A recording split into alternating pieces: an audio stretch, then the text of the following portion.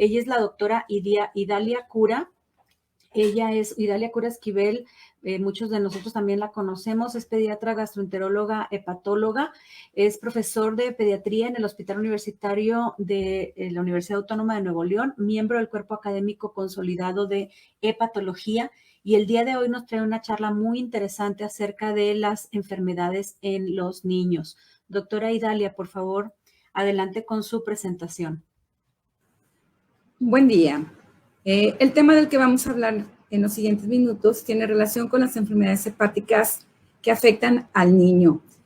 En este Día Mundial de la Salud Hepática es particularmente importante hacer un recalque de las enfermedades que nos afectan a nuestros niños y en qué momento es importante acudir al médico para intentar identificar estos padecimientos. Sabemos que las enfermedades del niño por muchos años han sido consideradas que no son una cosa frecuente. Esos mitos de las abuelas y de mucha gente que todavía existen, como que las enfermedades hepáticas son cosas de adultos, es una cosa que todavía está arraigada en a muchos niveles de nuestra sociedad.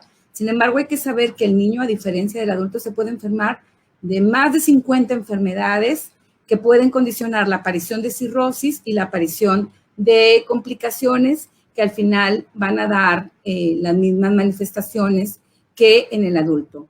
La coloración amarillenta de la piel, de los ojos, es uno de los principales datos que nos van a sugerir que un niño puede estar enfermo del hígado. Sabemos que esas famosas hepatitis del niño que anteriormente se sugerían tratar dándole dulces en el argumento de que con el dulce se iba a curar, es algo que ahora sabemos que se trata de una hepatitis aguda y que puede tener una evolución benigna cuando se trata de una hepatitis infecciosa por virus A, pero puede también tener una evolución crónica cuando se trata de una enfermedad por virus B y C que suele volverse crónica y condicionar la aparición de cirrosis.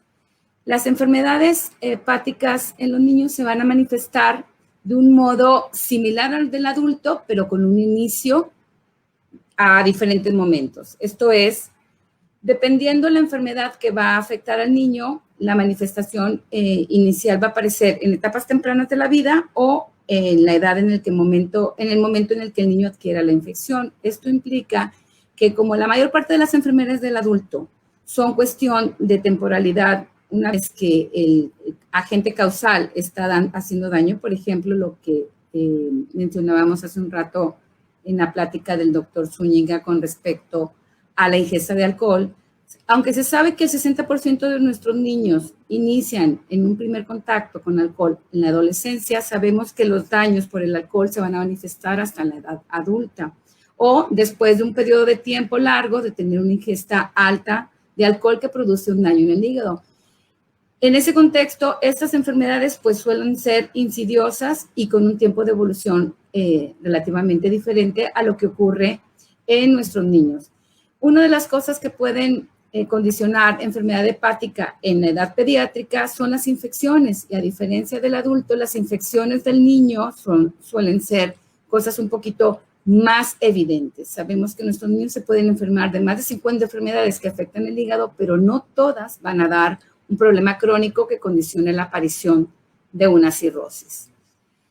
La manifestación inicial en el contexto de una enfermedad hepática es igual en adultos y en niños. Generalmente la manifestación primaria es un tinte amarillo que es más notorio entre más grande es el niño, pero el bebé o el niño en los primeros meses de vida también puede tener un tinte amarillo y en este momento a veces se retrasa el diagnóstico porque ese tinte amarillo se suele confundir o se suele justificar con muchas otras situaciones. Lo más común es que el tinte amarillo de un bebé recién nacido sea catalogado tanto por el médico como por los padres como una ictericia fisiológica o transitoria. Muchas veces puede ser justificada por el seno materno y esto puede retrasar la aparición de el diagnóstico, no la aparición, sino el diagnóstico de la enfermedad que la condiciona. Esto es importante conocerlo porque este tip de 2 semanas de evolución con un tinte amarillo y tiene que ser evaluado por su pediatra e inclusive hacerse exámenes de sangre es una de las cosas que tenemos que dar como una recomendación enfática y aunque ustedes no sean médicos, Si ustedes tienen un bebé o conocen un bebé que tiene un tinte amarillo y ha durado más de 2 semanas, es importante hacer una evaluación médica para intentar identificar la causa. Se presentan algunos otros signos y síntomas de enfermedad hepática en el niño según la edad y evidentemente según la causa, pero básicamente el tinte amarillo es común. Pueden tener dolor abdominal, pueden tener presencia de hinchazón en el abdomen, tener un vientre abultado. La orina puede cambiar de color y hacerse un poquito más oscura, o bien la evacuación volverse más pálida, ser inclusive menos amarilla o blanca. Y en el niño mayor, la fatiga crónica, las náuseas, vómitos suelen ser una manifestación común. Pero muchas veces en la edad pediátrica, en niños pequeños básicamente, las manifestaciones clínicas suelen ser muy poco perceptibles, inclusive a veces no detectables fácilmente, que suelen aparecer o suelen ser identificadas en medio de una evaluación por un pediatra en una rutina de consulta diaria.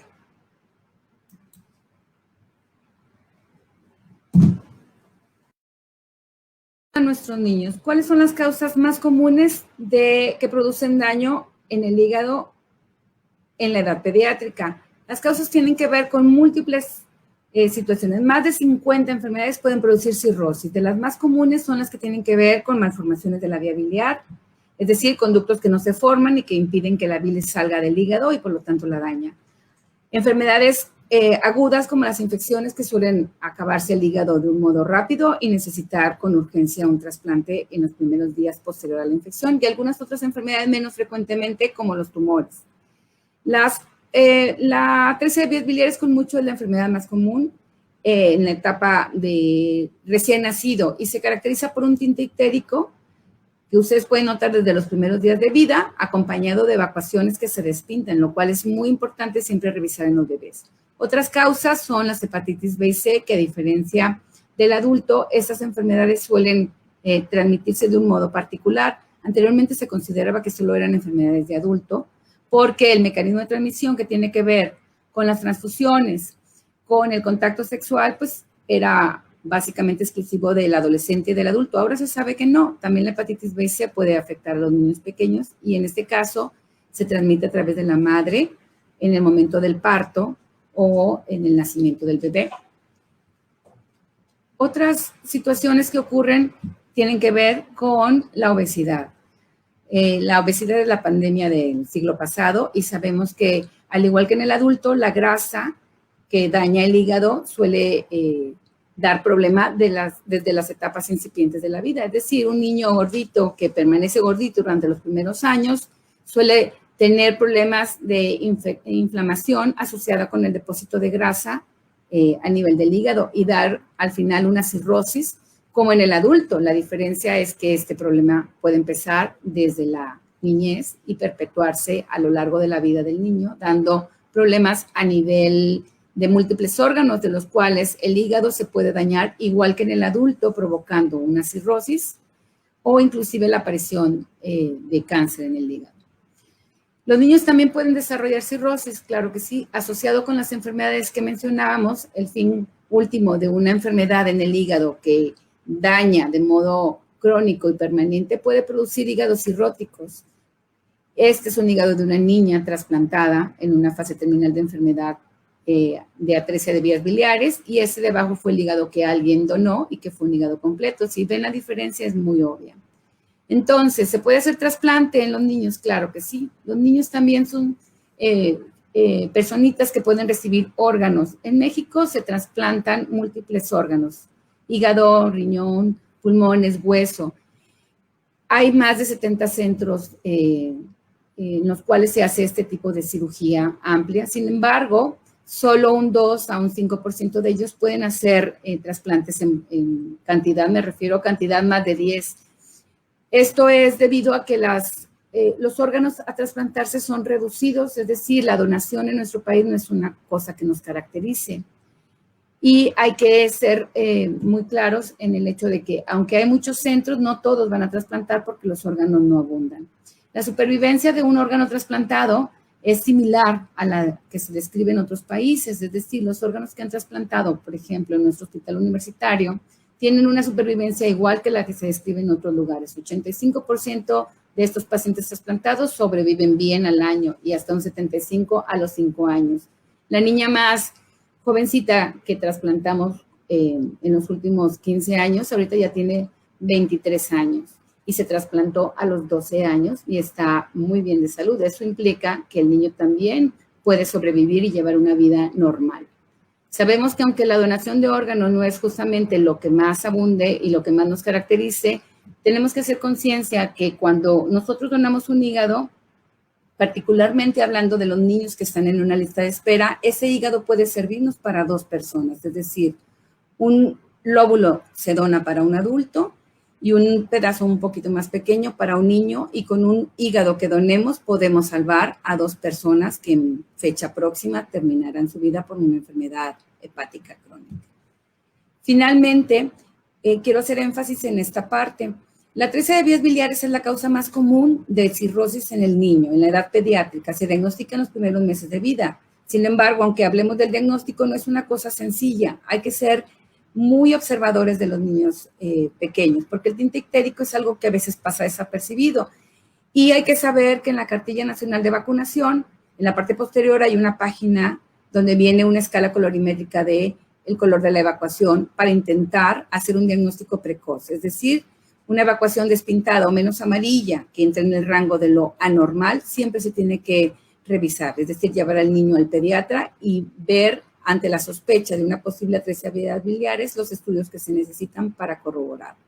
Finalmente, quiero hacer de conciencia en ustedes que la donación de hígado, entre otros órganos que son necesarios para gente que lo necesita, es una cosa que tenemos que considerar diariamente. Muchísimas gracias por su atención.